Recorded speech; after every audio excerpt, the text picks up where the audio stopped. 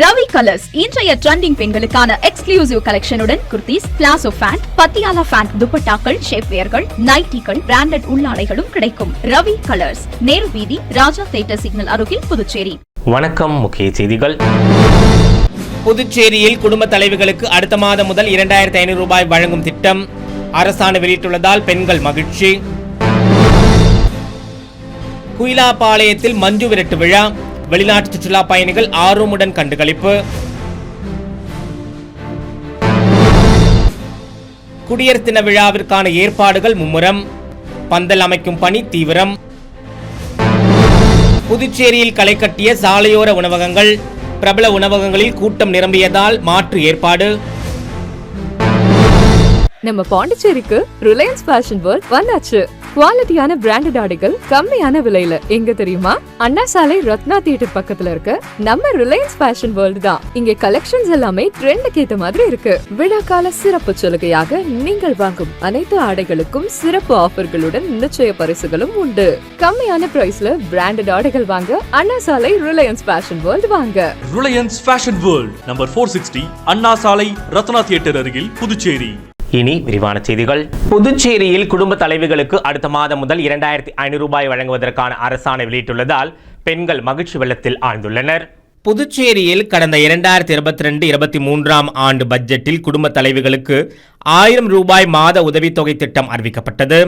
கடந்த 2023 ஆண்டு ஜனவரி மாதம் முதல் குடும்ப தலைவிகளுக்கான மாத உதவி திட்டம் செயல்பாட்டுக்கு வந்தது. அதன்படி அரசின் வேறு எந்த உதவித்தொகையும் பெறாத 21 வயதுக்கு மேல் 55 வயதுக்குள் உள்ள சிவப்பு நிற குடும்ப அட்டை வைத்துள்ள வறுமை கோட்டிற்கு கீழ் வாழும் குடும்ப தலைவிகள் இந்த திட்டத்தில் தேர்வு செய்யப்பட்டனர். முதல் கட்டமாக 50,000 குடும்ப தலைவிகள் அடையாளம் காணப்பட்டு 1000 ரூபாய் உதவித்தொகை வழங்கப்பட்டது. தற்போது இது படிப்படியாக உயர்த்தப்பட்டு 75,000 குடும்ப தலைவிகளுக்கு மாத உதவித்தொகை வழங்கப்பட்டு வருகிறது. இதற்கிடையே குடும்ப தலைவிகளுக்கான உதவித்தொகை 2500 ரூபாயாக உயர்த்தப்படும் என்றும், மஞ்சள் குடும்ப அட்டைதாரர்களுக்கும் குடும்ப தலைவிகளுக்கும் 1000 ரூபாய் வழங்கப்படும் என முதலமைச்சர் ரங்கசாமி அறிவித்தார். அதன்படி குடும்ப தலைவிகளுக்கு மாதந்தோறும் வழங்கப்பட்டு வரும் உதவித்தொகையை 2500 உயர்த்த தற்போது அரசாணை பிறப்பிக்கப்பட்டுள்ளது. இதற்காக விதிகளில் திருத்தம் செய்யப்பட்டுள்ளது. இந்த திட்டத்தை வருகின்ற 22ஆம் தேதி முதல் முதலமைச்சர் தொடக்கி வைப்பார் என தெரிகிறது. உயர்த்தப்பட்ட உதவித்தொகை அடுத்த மாதம் முதல் குடும்ப தலைவிகளுக்கு கிடைக்கும் என்றும், சமீபத்தில் பொங்கல் பரிசாக 3000 ரூபாய் அனைத்து குடும்ப அட்டைதாரர்களுக்கும் வழங்கப்பட்டுள்ளதும் குறிப்பிடத்தக்கது. புதுச்சேரியை அடுத்த குயிலாப்பாளையத்தில் நடைபெற்ற மஞ்சு விரட்டு திருவிழாவில் ஏராளமான வெளிநாட்டு சுற்றுலா பயணிகள் கலந்து கொண்டு சிறப்பித்தனர். புதுச்சேரியை அடுத்த ஆரோவில் குயிலாப்பாளையத்தில் கடந்த 50 ஆண்டுகளுக்கும் மேலாக நடைபெற்று வரும் மஞ்சு விரட்டு விழா வெகு விமரிசையாக நடைபெற்றது. இதில் குயிலாப்பாளையம் மாரியம்மன் கோவில் திடலில் நடைபெற்ற மஞ்சு விரட்டில் ஊர் மக்கள் தங்கள் வீடுகளில் உள்ள மாடுகள் மற்றும் கன்றுக்குட்டிகளுக்கு கொம்புகளில் வர்ணம் பூசி பூ, பலூன்களை கட்டியும், அஜித், விஜய் உள்ளிட்ட சினிமா நட்சத்திரங்களின் படங்களை கொண்டு அலங்கரித்த மாடுகளை அம்மன் கோவில் திடலுக்கு அழைத்து வந்தனர்.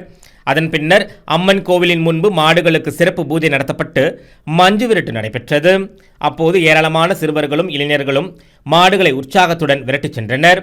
மஞ்சு விரட்டை பார்ப்பதற்கு அருகிலுள்ள கிராமங்களில் இருந்து 1000க்கும் மேற்பட்ட உள்ளூர் மக்களும் 100க்கும் மேற்பட்ட வெளிநாட்டு சுற்றுலா பயணிகளும் தமிழர்களின் பாரம்பரிய உடையான வேட்டி சேலை அணிந்து மஞ்சு விரட்டை கண்டு ரசித்தனர்.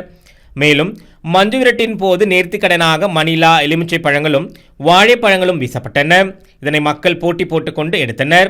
இப்பழங்களை அம்மன் வீசுவதாகவும் இதனை எடுத்துச் சென்றால் நல்லது நடக்கும் என்பதும் மக்களின் நம்பிக்கையாகும். அசம்பாவிதங்கள் நடைபெறாமல் இருக்க ஆரோவில் காவல்துறையினர் சார்பில் பாதுகாப்பு பணி ஏற்பாடு செய்யப்பட்டிருந்தது.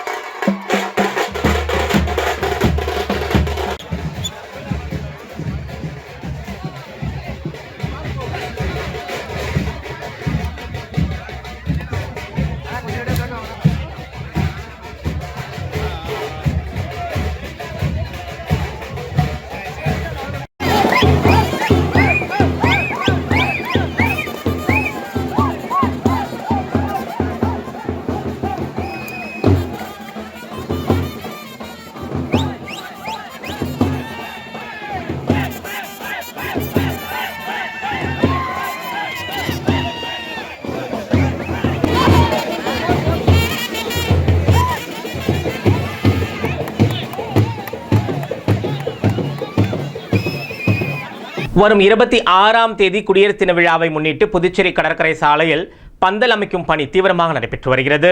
குடியரசு தின விழா வருகின்ற 26ஆம் தேதி புதுச்சேரி கடற்கரை சாலையில் கொண்டாடப்பட உள்ளது. விழாவில் துணைநிலை ஆளுநர் கைலாஷ்நாதன் கலந்து கொண்டு தேசிய கொடியை ஏற்றி வைத்து காவல்துறையினரின் அணிவகுப்பு மரியாதை ஏற்றுக்கொள்ள உள்ளார். தொடர்ந்து பல்வேறு துறைகளில் சாதனை படைத்தவர்களுக்கு விருதுகள், பதக்கங்கள், பரிசுகளை வழங்குகிறார். தொடர்ந்து அரசு துறைகளின் சாதனைகளை விளக்கி அலங்கார வண்டிகளின் அணிவகுப்பும் நடைபெற உள்ளது. பின்னர் அரசு மற்றும் தனியார் பள்ளி மாணவ மாணவிகளின் கண்கவர் கலை நிகழ்ச்சிகளும் நடைபெறும். இந்த விழாவிற்காக கடற்கரை சாலையில் பந்தல் அமைக்கும் பணி தீவிரமாக நடைபெற்று வருகிறது. குடியரசு தின விழாவை முன்னிட்டு புதுச்சேரி சட்டசபை, துணைநிலை ஆளுநர் மாளிகை, தலைமை செயலகம், பாரதி பூங்கா மற்றும் அரசு அலுவலகங்கள் மின் விளக்குகளால் அலங்கரிக்கும் பணியும் மும்முரமாக நடைபெற்று வருகிறது. புதுச்சேரியில் சுற்றுலா பயணிகளின் வரத்து அதிகரிப்பால் சாலையோர உணவகங்களிலும் மக்கள் கூட்டம் அதிகரித்து காணப்பட்டது. புதுச்சேரியில் ஒவ்வொரு வருடமும் பொங்கல் பண்டிகையின் போது தொடர் விடுமுறை காரணமாக ஏராளமான சுற்றுலா பயணிகள் சுற்றுலா தலங்களில் குடும்பத்துடன் கொண்டாடுவர். அந்த வகையில் இந்த ஆண்டு பொங்கல் பண்டிகை புதுச்சேரியில் உற்சாகமாக கொண்டாடப்பட்டது. பொங்கல் தொடர் விடுமுறை காரணமாக புதுவையை ஒட்டியுள்ள தமிழகத்தின் கடலூர், விழுப்புரம், கள்ளக்குறிச்சி, திருவண்ணாமலை, சென்னை மாவட்ட மக்கள் புதுவைக்கு குடும்பத்தோடு குவிந்தனர். பொங்கலையொட்டி தொடர் விடுமுறை என்பதால் அண்டை மாநிலமான தெலங்கானா, கர்நாடகா, ஆந்திரா உட்பட பல மாநிலங்களில் இருந்தும் சுற்றுலா பயணிகள் புதுவையில் குவிந்தனர். இதனால் புதுவை நகரப்பகுதியில் உள்ள தாவரவியல் பூங்கா, பாரதி பூங்கா, கடற்கரை சாலை, மணக்குள விநாயகர் கோவில், அரவிந்தர் ஆசிரமம், அருங்காட்சியகம், பாண்டி மெரினா கடற்கரை ஆகிய இடங்களில் சுற்றுலா பயணிகள் அதிக அளவில் காணப்பட்டனர். நிலையில் புதுச்சேரியில் உள்ள அனைத்து உணவகங்களிலும் சுற்றுலா பயணிகளின் கூட்டம் அதிகரித்து காணப்பட்டது.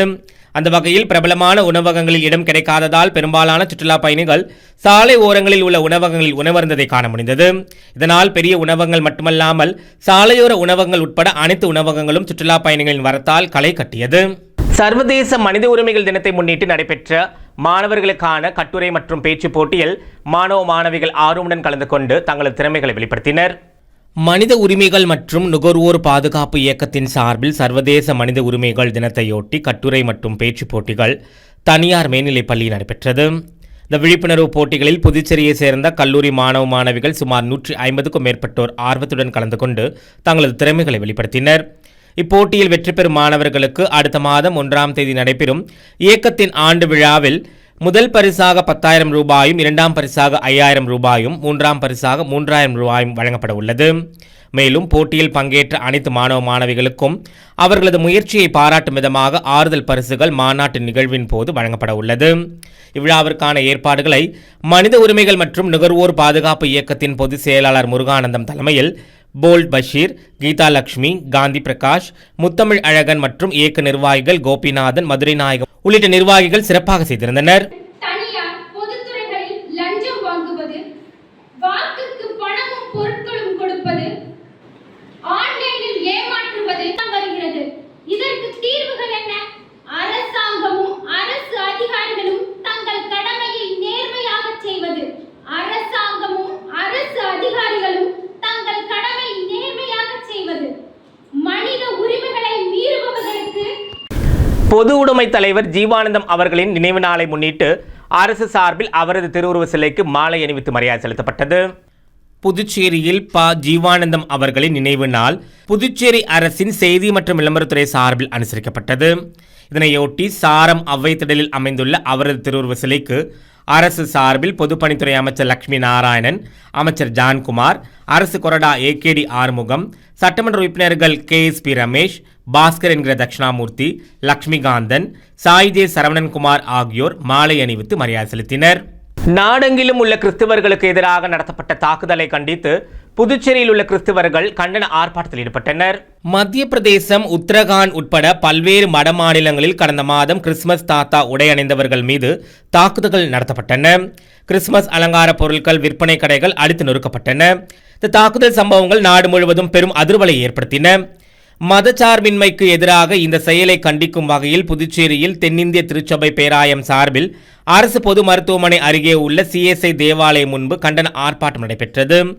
தென்னிந்திய திருச்சபை பேராயத்தின் புதுச்சேரி பொறுப்பாளர் இமானுவேல் தலைமையில் நடைபெற்ற ஆர்ப்பாட்டத்தில் கிறிஸ்துவ மக்களின் நலன் காக்க வேண்டும், அன்பை போதிக்கும் கிறிஸ்தவர்கள் மீது தாக்குதல் நடத்தும் மதவாத சக்திகள் மீது கடுமையான நடவடிக்கை எடுக்க வேண்டும் உட்பட பல்வேறு கோரிக்கைகளை வலியுறுத்தி 200க்கும் மேற்பட்ட கிறிஸ்தவர்கள் கலந்து கொண்டு கண்டன கோஷங்கள் எழுப்பினர். புதுச்சேரியில் பிரபல தங்கும் விடுதி பெயரில் போலி வலைதளம் உருவாக்கி மோசடியில் ஈடுபட்டவர் குறித்து சைபர் கிரைம் காவல்துறையினர் வழக்கு பதிந்து விசாரணை மேற்கொண்டு வருகின்றனர். புதுவை ஈஸ்வரன் கோவில் வீதியை சேர்ந்த ஒருவர் தனியார் கடற்கரை தங்கும் விடுதியில் அறைகள் பதிவு செய்ய முயற்சி செய்துள்ளதாக தெரிகிறது. இதற்காக ஆன்லைன் மூலம் அந்த தங்கும் விடுதி இணையதளத்திற்கு சென்று 21,000 செலுத்தியுள்ளார். பின்னர் அந்த விடுதியை தொடர்பு கொண்டு பேசிய போது அவர் பணம் செலுத்தியது போலியான முகவரி என்பது தெரியவந்தது. மர்ம நபர் ஒருவர் அந்த விடுதியின் பெயரில் போலியான இணையதளம் தொடங்கி மோசடி செய்ததும் தெரியவந்தது.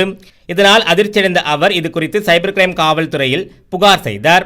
இதேபோல் பிச்சவீரன்பேட் பகுதியை சேர்ந்தவரின் கிரெடிட் கார்டில் இருந்து 75,000 ரூபாயும், அபிஷேக பாகத்தை சேர்ந்தவரிடம் 20,000 ரூபாயும் மோசடி செய்யப்பட்டுள்ளது. இது குறித்த புகாரின் பெயரில் சைபர் கிரைம் காவல்துறையினர் வழக்கு பதிவு செய்து விசாரணை மேற்கொண்டு வருகின்றனர். தை அமாவாசை முன்னிட்டு காரைக்கால் கடற்கரையில் நடைபெற்ற தீர்த்தவாரியில் ஏராளமான பக்தர்கள் கலந்து கொண்டு புனித நீராடி சாமி தரிசனம் மேற்கொண்டனர்.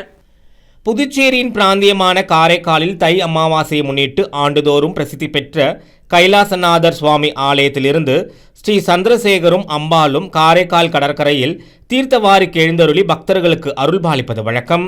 அதன்படி ஞாயிற்றுக்கிழமை காலை ஸ்ரீ சந்திரசேகரர் பல்லக்கில் புறப்பட்டு வீதி உலாவாக காரைக்கால் கடற்கரைக்கு எழுந்தருளினார். அங்கு அஸ்திர தேவருக்கு பால், தயிர், மஞ்சள், பழங்கள், சந்தனம் மற்றும் யாகத்தில் பூஜிக்கப்பட்ட புனித நீராலும் அபிஷேகம் நடைபெற்றது. இதனைத் தொடர்ந்து சமுத்திரத்தில் தீர்த்தவாரி நிகழ்ச்சியும் நடைபெற்றது. தொடர்ந்து ஸ்ரீ சந்திரசேகர் அம்பாளுக்கு மகா தீபாராதனை சிறப்பாக நடைபெற்றது. தை அமாவாசை தீர்த்தவாரியை முன்னிட்டு ஏராளமான பக்தர்கள் கடலில் புனித நீராடி சுவாமி தரிசனம் செய்தனர். தொடர்ந்து பக்தர்கள் அனைவருக்கும் பிரசாதங்களும் வழங்கப்பட்டன.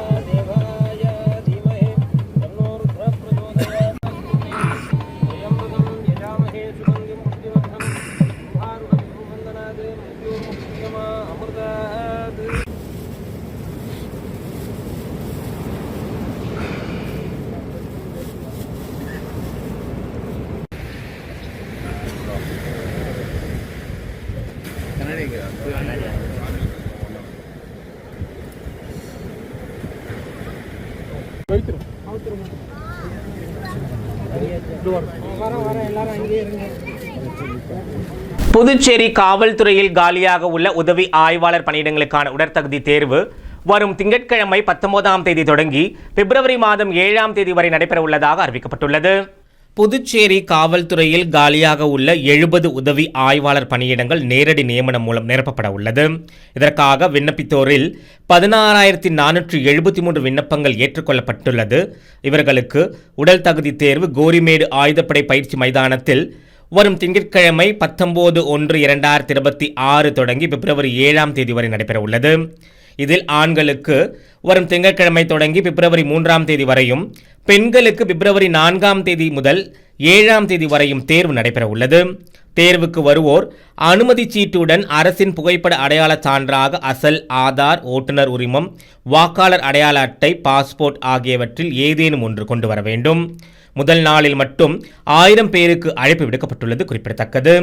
தேர்வில் உயரம் தாண்டுதல் மற்றும் நீளம் தாண்டுதல் போட்டிகளுக்கு விண்ணப்பதாரர்கள் தலா 3 முறை மட்டுமே அனுமதிக்கப்படுவர். ஓட்ட போட்டிகளுக்கு 1 முறை மட்டுமே அனுமதிக்கப்படுவார்கள் என அந்த செய்திக்குறிப்பில் தெரிவிக்கப்பட்டுள்ளது. புதுச்சேரி மற்றும் காரைக்காலில் உள்ள ஜிப்மர் மருத்துவமனையில் உள்ளிருப்பு மருத்துவர் பணிக்கு விண்ணப்பங்கள் வரவேற்கப்படுவதாக ஜிப்மர் நிர்வாகம் தெரிவித்துள்ளது. புதுச்சேரி மற்றும் காரைக்கால் ஜிப்மர் மருத்துவமனையில் 110 முதுநிலை உள்ளிருப்பு மருத்துவ அதிகாரி பணியிடங்களுக்கு தகுதி உள்ளவர்களிடமிருந்து விண்ணப்பங்கள் வரவேற்கப்படவுள்ளதாக அறிவிக்கப்பட்டுள்ளது. அங்கீகரிக்கப்பட்ட பல்கலைக்கழகம் மற்றும் நிறுவனத்தில் சம்பந்தப்பட்ட மருத்துவ பிரிவில் MD, MS, DNB, MDS பட்டம் பெற்றிருக்க வேண்டும் என்றும் இந்த பதவிக்கு ஜிப்மர் அகாடமிக் பிளாக் எதிரில் உள்ள மண்டல புற்றுநோய் மையத்தில் வரும் 9, 10, 11 ஆகிய தேதிகளில் முற்பகலில் எழுத்துத் தேர்வும் பிற்பகலில் நேர்காணலும் நடைபெற உள்ளதாக அறிவிக்கப்பட்டுள்ளது. தகுதியான விண்ணப்பதாரர்கள் ஜிப்மர் இணையதளத்தில் அடுத்த மாதம் 3ஆம் தேதி மாலை 4:30 மணி வரை விண்ணப்பிக்கலாம் என்றும் ஜிப்மர் இயக்குனர் வீர்சிங் நேகி விடுத்துள்ள செய்திக்குறிப்பில் தெரிவிக்கப்பட்டுள்ளது. அடுத்து வருவது புதுவையில் இன்றைய தங்கம் மற்றும் வெள்ளி விலை நிலவரம். இன்றைய தங்கம் வெள்ளி விலை விவரம். புதுவையில் இன்றைய தங்கம் வெள்ளி விலை விவரம் வழங்குபவர்கள் முத்து கோல்ட் ஹவுஸ், பாண்டிச்சேரி. தங்கம் 1 கிராம் 13,145 ரூபாய். இன்றைய தங்கம் வெள்ளி விலை விவரம். வெள்ளி 10 கிராம் 3030 ரூபாய். இத்துடன் ஏஎம்என் செய்திகள் நிறைவடைந்தன. வணக்கம். உங்கள் முத்து சில்க் ஹவுஸின் புதுச்சேரி நேரு வீதி வணிக திருவிழா வருகின்ற ஜனவரி 1 முதல் பிப்ரவரி 20 வரை. நீங்கள் வாங்கும் ஆடைகளுக்கு பரிசு கூப்பன்களை பெற்று உங்களுக்கான பரிசுகளை வென்று மகிழ்ச்சி அடையுங்கள். முத்து சில்க் ஹவுஸ், புதுச்சேரி. உங்கள் AMN டிவி செய்திகளை யூடியூபில் உடனுக்குடன் காண AMN டிவி பாண்டிச்சேரி சேனலை சப்ஸ்கிரைப் செய்யுங்கள். பெல் பட்டனை மறக்காமல் கிளிக் செய்யுங்கள்.